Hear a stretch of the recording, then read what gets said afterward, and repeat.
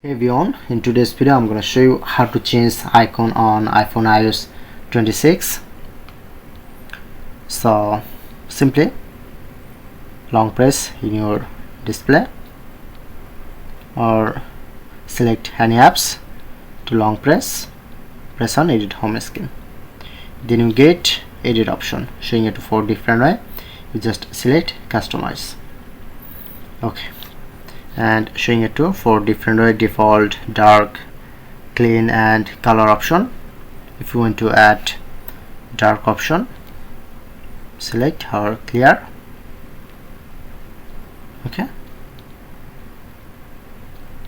or select color, customize your any color. Okay,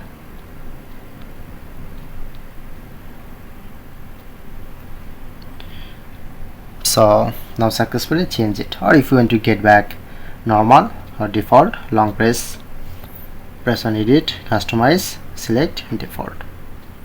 That's it.